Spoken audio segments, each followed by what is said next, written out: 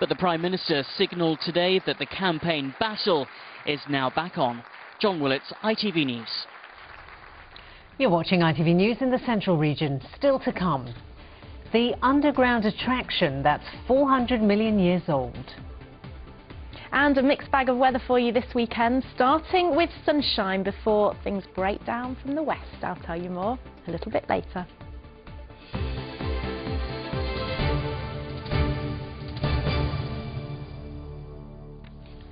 The government has been looking at how we can reduce the amount of so-called street clutter.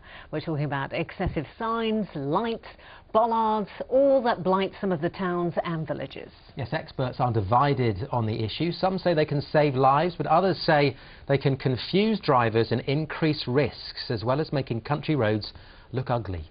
Keith Wilkinson reports. In the old days, they just had this milestone to assist travellers. How things have changed. Just up the road, they've erected the mother of all street signs. This massive road sign really has to be seen to be believed. Taller than a house, it makes passing lorries look like toys. At the Traffex exhibition in Birmingham, they've been discussing street clutter and government promises to get rid of some of it. Here around Blakedown in Worcestershire, there's plenty of it, and much of it has been installed since 2010. School, take litter home. Speed cameras. Blakedown, please drive carefully. End. Keep dogs on lead. Max speed 20. When lights flash. School, except for access. Bus stop. No stopping except for buses. Speed camera, 30 miles an hour. No fouling. Bag it, bin it. Hydrant, skid risk for quarter of a mile. Kidderminster, Bell Speed camera, no waiting. Bell 3. Speed camera, bus stop. At any time, keep that after your Road safety experts say all this has helped reduce accidents after a number of fatalities. Well, between Blakedown and Kidderminster, we've seen a massive reduction in the accidents over the years. The scheme went up in the middle of 2010. Prior to that, the 4 or 5 years before that, there were 5 fatal accidents. And since then we've seen only slight accidents, and the speeds have reduced as well. So in safety terms it has been a big success. But a Longbridge-based traffic consultant speaking at the traffic show says he's worried too many signs can actually increase safety risks.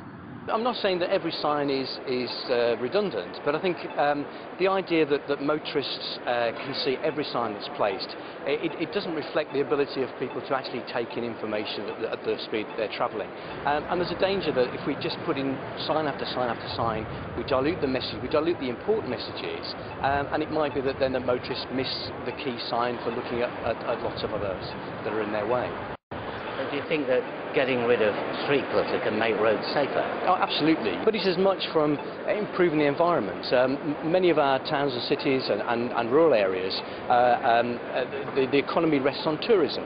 And if we obscure the qualities of those places through too many signs, it actually makes them less attractive for people to come and visit. Well, it is a difficult one for us, really. There are a lot of people that want us to warn of hazards, people that are concerned about speeds and about danger to pedestrians and school children, and there's another set of people that are concerned about the appearance of road signs. So it's a difficult job for councils to try and provide the right information, but not make it too obtrusive. Even sign planners can't predict every situation. What might be coming down your street next? Keith Wilkinson, ITV News. It's baffling, isn't it? It reminds me of when you did your driving test. Right. And you had to learn all those signs in the highway code. I know. How many of them would we know now? Let's not test. About 5. Yeah. No, all of them. Yes, 5. Anyway, the ITV News continues with the national and international stories at 6:30. Here's a look at what's happening with Alistair Stewart. One suspect dead, the other on the run. We'll have the latest from the Boston manhunt. Originally from a breakaway Russian republic, the brothers' motive remains a mystery. All day Boston's been in lockdown as the FBI and police search for the missing teenager.